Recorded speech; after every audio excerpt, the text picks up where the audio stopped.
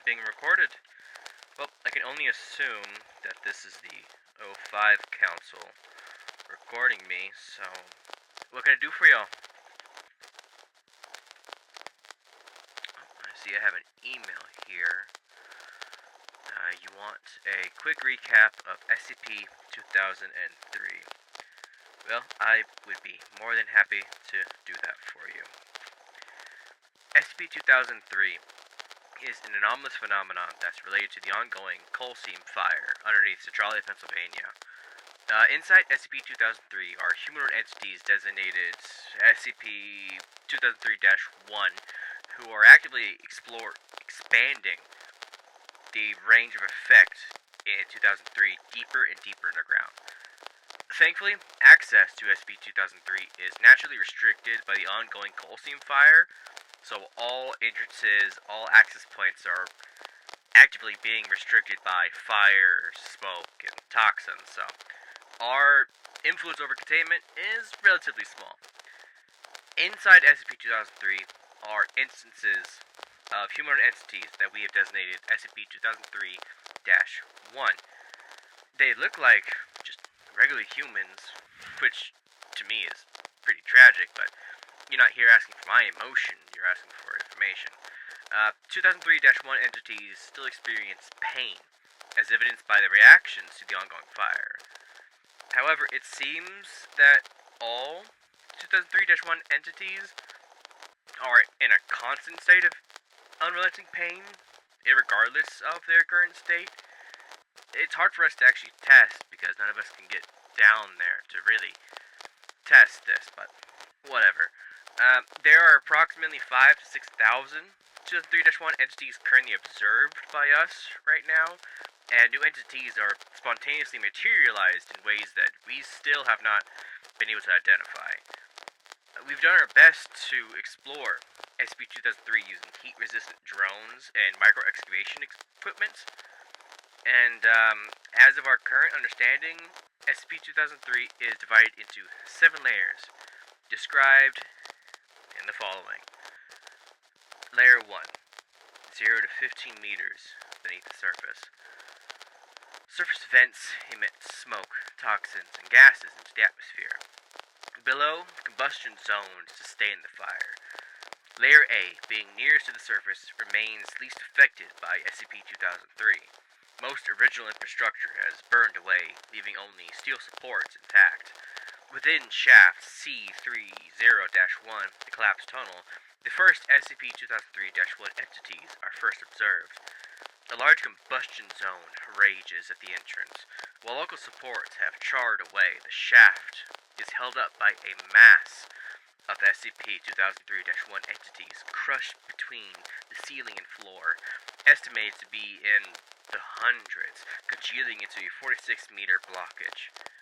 These entities are completely constricted, piled on top of one another, and engage in a constant cycle of suffocation and subsequent resurrection. The unending state of panic within the tunnel, combined with the sheer mass of entities inhabiting an ill-fitting space, has prevented any progression or escape whatsoever. Some entities will attempt to escape through a narrow hole near the front of the crush, but the fire continues to trigger panic within the mass, exacerbating the congestion. Entities packed at the entrance are prone to inciting mass suffocations throughout C30-1, caused by sudden thrashing and shifts in orientation.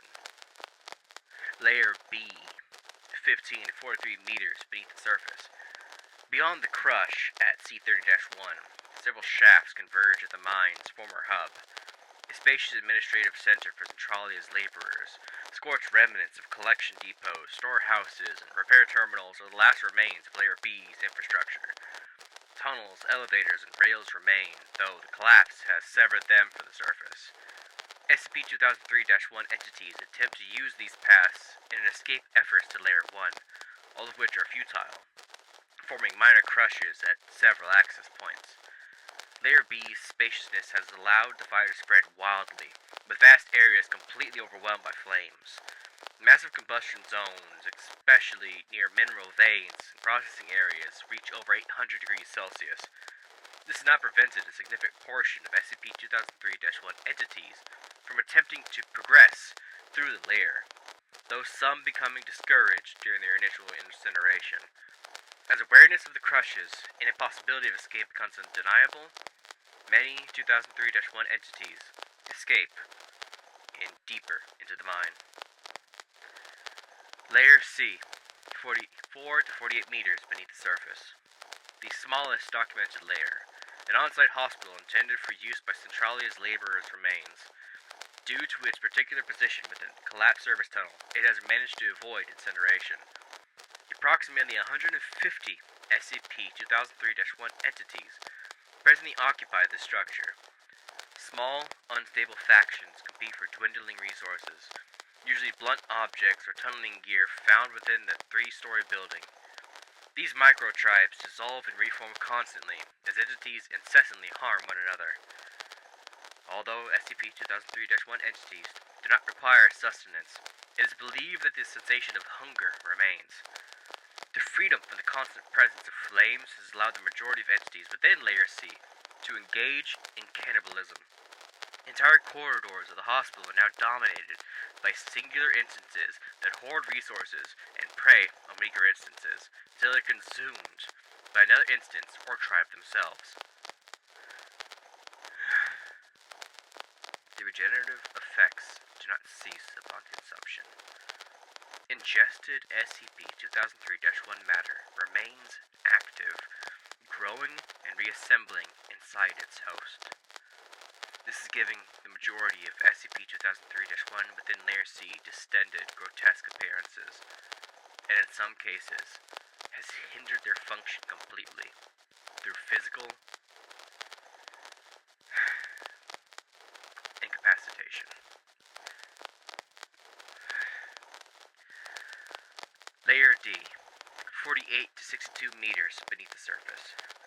Layer D consists of a series of shafts and tunnels consumed by the fire, as well as a single remaining structure, the mine's former stables. While mules have fallen out of use as an element of mining by the time of Centralia's fire in 1962, the stables remained as an abandoned freestanding building within the subterranean network. SCP-2003-1 entities are split in behavior in this layer. Those within the stables display submission, crawling on all fours, occupying stalls, and tethering themselves with scavenged straps. Cannibalism and violent behavior are greatly common among those within the stables. Some entities appear to enter nearby fires willingly, laying within them until death. No change in behavior occurs upon regeneration.